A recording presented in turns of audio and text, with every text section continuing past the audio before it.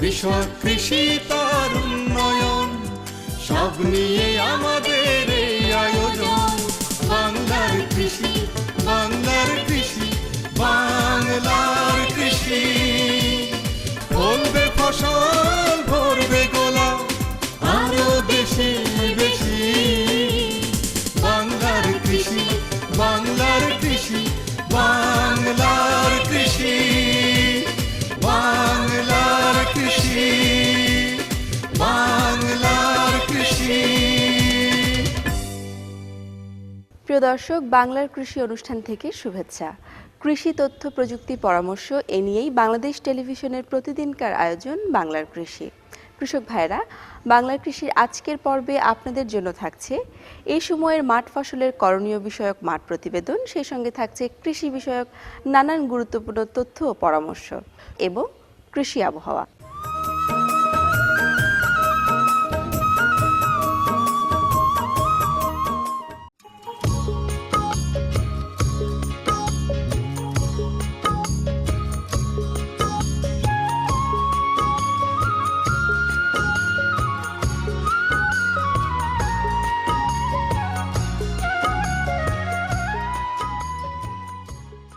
বাংলাদেশ ফলের দেশ। আমাদের এদেশের ফলভাণ্ডারে শতাধিক রকমের ফল আছে। এসব ফলগুলো পুষ্টিতে, তুষ্টিতে, মিষ্টিতে পৃথিবীর যে কোনো ফলের চেয়ে তুলনীয়। তাছাড়া আমাদের এসব ঐতিহ্যবাহী ফলগুলো আমরা যথাযথভাবে উৎপাদন করে নিজেদের খাওয়া তো খেতেই পারি, আমরা বিদেশে রপ্তানি করে অনেক টাকা আয় করতে পারি। এই ভালোভাবে বা পরিমিত ফল খেতে হলে আমাদের প্রথমেই দরকার নিজেদের ফল উৎপাদন করা। বাংলাদেশে মোটামুটি যে ফলগুলো আছে এর শতকরা বেশিরভাগ অংশ পারিবারিক বাগান থেকেই উৎপন্ন হয়। 12 মাসেই ফলের চারা লাগানো যায়, কিন্তু এই আষাঢ় মাস, শ্রাবণ মাস, ভাদ্র মাস অর্থাৎ বর্ষাকাল আমাদের এই দেশে এই ফলবৃক্ষের চারা বা কলম লাগানোর সবচেয়ে উপযুক্ত সময়।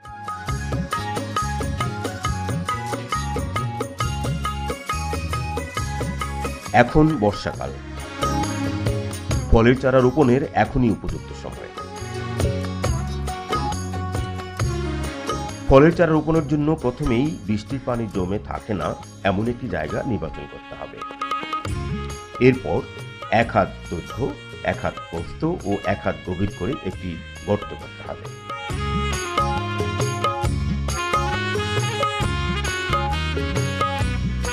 গর্ত করার সময় খেয়াল রাখতে হবে গর্তের উপরের মাটি আলাদা এবং নিচের মাটি আলাদা রাখতে হবে। এই গর্তের ভিতরে যে মাটি থাকবে আমরা অর্ধেক পরিমাণ জৈব সার দেব, পচা গোবর কিংবা অন্যান্য পচা জৈব সার এবং মাটি, অর্থাৎ অর্ধেক মাটি এবং অর্ধেক জৈব সার। সাথে 100 গ্রাম টিএসপি, 100 গ্রাম মিউরেট অফ পটাশ ভালোভাবে মিশিয়ে 7 দিন পর্যন্ত গর্ত ভরে রেখে দেব। 7 দিন পরে অর্থাৎ 8ম দিনে গর্ত থেকে মাটি তুলে ফেলবো। উপরের অংশ একদিকে রাখবো, নিচের অংশ অন্যদিকে রাখবো। এগুলো আবার ভিতরে ঢুকানোর সময় ওই উপরের অংশটুকু নিচে দেব, নিচের অংশটুকু উপরে দেব। রোপণের আগে যদি চারার গোড়ায় পলিথিন থাকে তাহলে তাকে কেটে নিতে হবে।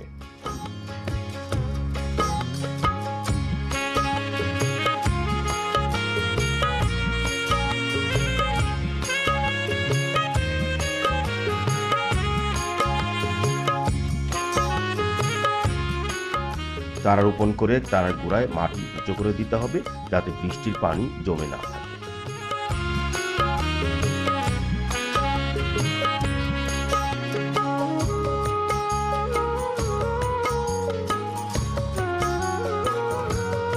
রোপণের পর চারাকে খুঁটির সাহায্যে বেঁধে দিতে হবে।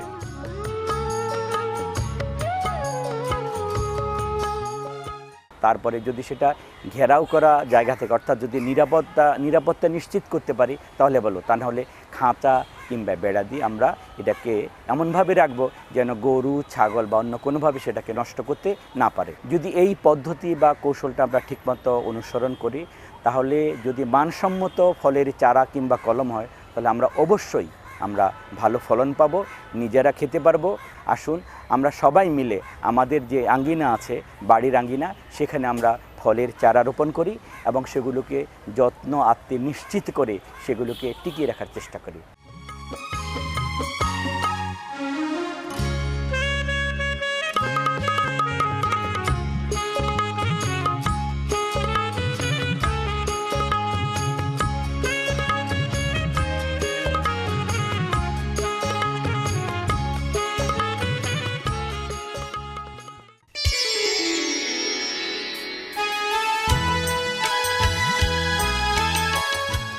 গণপ্রজাতন্ত্রী বাংলাদেশ সরকারের কৃষি মন্ত্রণালয়ের বিজ্ঞপ্তি মোতাবেক বঙ্গবন্ধু জাতীয় কৃষি পুরস্কার 1419 বঙ্গাব্দের মনোনয়ন ফর্ম সংগ্রহ ও জমা দেওয়ার তথ্য।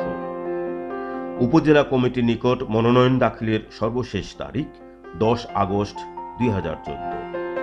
উপজেলা কমিটি কর্তৃক মনোনয়ন বাছাইয়ের সর্বশেষ তারিখ 29 আগস্ট 2014।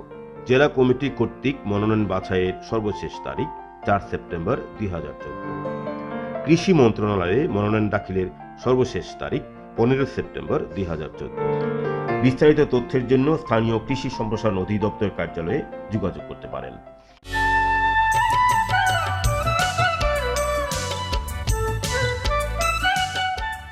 আমাদের দেশের একজন মানুষ তার চাহিদার তুলনায় 5 থেকে 55 গ্রাম সবজি পেয়ে থাকেন, অথচ শরীরের রোগ প্রতিরোধ ক্ষমতা সংরক্ষণ, খনিজ ও ভিটামিনের অভাব পূরণের জন্য সবজির বিকল্প নেই।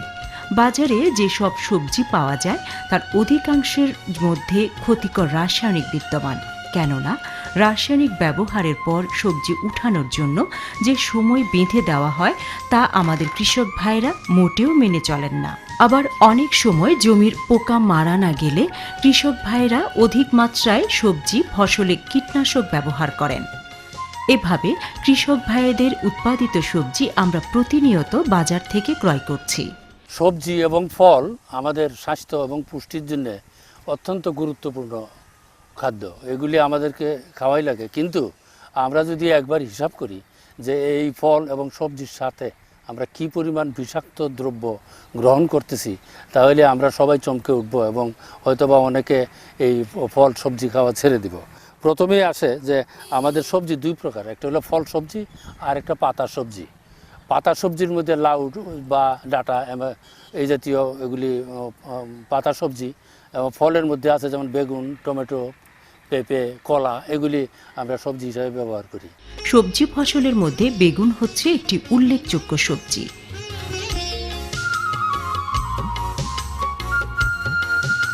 বেগুনের পোকা দমনে আমাদের কৃষক ভাইরা সবচেয়ে বেশি কীটনাশক ব্যবহার করে থাকেন। তাহলে বিষমুক্ত সবজি খেতে আমাদের উপায় কি? এই একটা বেগুন পোকা খাওয়া, এই একটা বেগুন আছে দেখতে বাঁকা, তেমন সুন্দর না, আর এই বেগুনটা মোটামুটি নরম এবং ভালো, কিন্তু পোকা খাওয়া কোনো দাগ টাগ নাই। আমরা বাজারে এই ধরনের যেমন বেগুন হোক, টমেটো হোক বা অন্য যে কোনো সবজি হোক, সেই সবজিতে আমরা যত চকচকা, যত সুন্দর, যত প্যাকেট করা, যত যত্ন করে রাখা, সেই জিনিসগুলি যেন আমরা না কিনি। আমরা হয়তো এই বেগুনটা কিনবো না, এই যে একটা ছিদ্র হয়েছে এই বেগুনটা কিনবো না, কিন্তু এই বেগুনটাতেও কোনো বিষ দেওয়া নাই। এই ধরনের মিডিয়াম সাইজ, মিডিয়াম কোয়ালিটি এই জিনিসগুলিতে বিষ নাই। এর চেয়ে সুন্দর যেগুলি তেল দেওয়া, চকচকা এবং অনেকবার বিষ দেওয়া, সেই জিনিসগুলি যদি আমরা না কিনি বা কেনার অভ্যাস না করি, ছেলেমেয়েদের না খাওয়াই, তাহলে আমরা একটা বিরাট বিষাক্ত দ্রব্যের থেকে আমরা মুক্ত থাকতে পারবো। আর যারা বাজার থেকে না কিনে জমিতে, নিজের জমিতে সবজি করি, তারা অবশ্যই কোনো বিষ যদি প্রয়োগ করতে হয়, তাহলে বিষ প্রয়োগ করার আগে আমরা সেই সবজি যতদূর সম্ভব তুলে নিব। বেগুন হোক, টমেটো হোক, ঢেঁড়স হোক, যতদূর সম্ভব তুলে নিয়ে তারপরে বিষটা দিব। এরপর আছে একটা পাতা সবজি। পাতা সবজির মধ্যে আমরা যে লাউ সবজি আছে, এটা শুধু বিষ না, কিন্তু আমরা খুব সবুজ রঙের, খুব ফনফনা, খুব কচি ডগা আমরা খাই, এগুলিতে অনেক সমস্যা হয়। যেমন আমরা বলা হয় যে আফুলা পেতে পাতা খেতে নাই লাউয়ের, অর্থাৎ আমরা যে লাউয়ের ডগাটা সবজি হিসাবে নিব, সেই গাছের ডগাতে খেয়াল করতে হবে যে ফুল, দুই একটা ফুল আসছে কিনা। ডগাতে যদি ফুল না আসে, তাহলে এতে নাইট্রোজেনের পরিমাণ এত বেশি থাকে যে এই সবজি খাওয়ার পরে অনেক সময় পেট বুটবুট করে বা অন্যান্য সমস্যা হয়। এই জন্য আমরা পাতা সবজির সময় অবশ্যই একদম কচি পাতা, যেখানে ইউরিয়া, নাইট্রোজেন সার দেওয়া, এমনকি নাইট্রেট ফর্মে নাইট্রোজেন থাকতে পারে, এর পরিবর্তে আমরা ফুল আসা অবস্থায় আমরা যদি পাতা সবজি খাই, তাহলে সেইখানে আমাদের বিষাক্ততা কম থাকবে। বাংলার কৃষি, বাংলার কৃষি, বাংলার কৃষি। প্রিয় দর্শক, দেখছেন কৃষি বিষয়ক বাংলাদেশ টেলিভিশনের প্রতিদিনকার আয়োজন বাংলার কৃষি। এই সময়ের করণীয় সম্পর্কে জানাতেই আমাদের এই আয়োজন, সঙ্গেই থাকুন।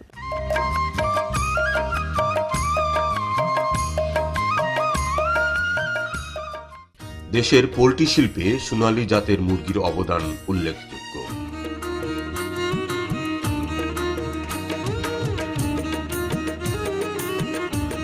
জয়পুরহাট জেলার জামালগঞ্জ, খেতলাল ও কালাই উপজেলার 1,20,000 পরিবার বাণিজ্যিকভাবে সোনালী মুরগি পালনে সম্পৃক্ত।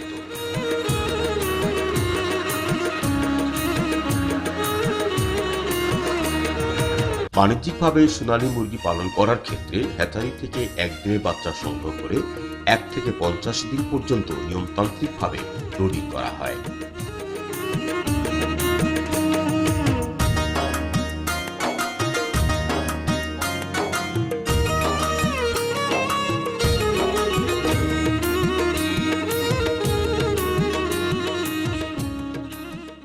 এরপর এই চিকগাটের ভিতর বাচ্চা ঢালতে হবে। তারপর 1.5-2 ঘন্টা পানি খাওয়ার পর খাদ্য বাজারে যে স্টার্টার ফিড পাওয়া যায় ওই স্টার্টার খাদ্যটা এখানে এই কাগজের উপর দিয়ে ছিটিয়ে দিতে হবে। দিনের মধ্যে 3 থেকে 4 বার করে এই খাদ্য দিতে হবে। দ্বিতীয় দিন যেহেতু এই কাগজের উপর পুরাতন খাদ্যগুলো বের করে দিয়ে এই পুরাতন কাগজ তুলে ফেলতে হবে। তুলে ফেলে তুষগুলা নাড়াচাড়া করে গ্যাসগুলো বের করে দিয়ে আবার নতুন কাগজ দিতে হবে। এইভাবে 3য়, 4র্থ, 5ম, 7ম দিন পর্যন্ত এই প্রতিদিনই কাগজ তুলে নতুন কাগজ দিতে হবে। 8ম দিনের দিন এই সম্পূর্ণ কাগজ তুলে ফেলতে হবে। তুলে ফেলে তুষের উপর এই বাচ্চাগুলা ছেড়ে দিতে হবে এবং খাদ্যের পাত্র, পানির পাত্র নিচে কাগজ দিলে সুবিধা হবে যে বাচ্চা যেন হাসলে তুষগুলা খাদ্যের পাত্র এবং পানির মধ্যে না ফেলে। এইভাবেই তারপর 14 দিন বয়স হয়ে গেলে চিকগাট সরায় ফেলে পুরা শেডের ভিতর বাচ্চা ছেড়ে দিতে হবে।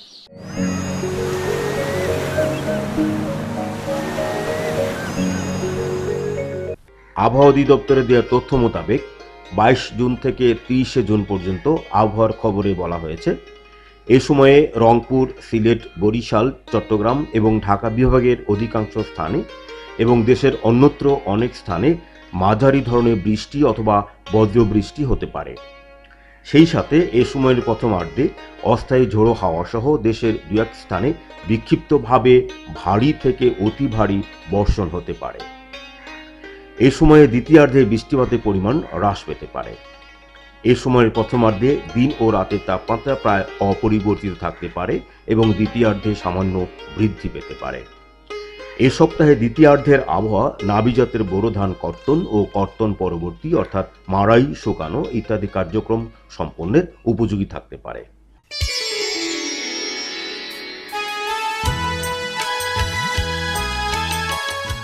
গণপ্রজাতন্ত্রী বাংলাদেশ সরকারের কৃষি মন্ত্রণালয়ের বিজ্ঞপ্তি মোতাবেক বঙ্গবন্ধু জাতীয় কৃষি পুরস্কার 1419 বঙ্গাব্দের মনোনয়ন ফর্ম সংগ্রহ ও জমা দেওয়ার তথ্য।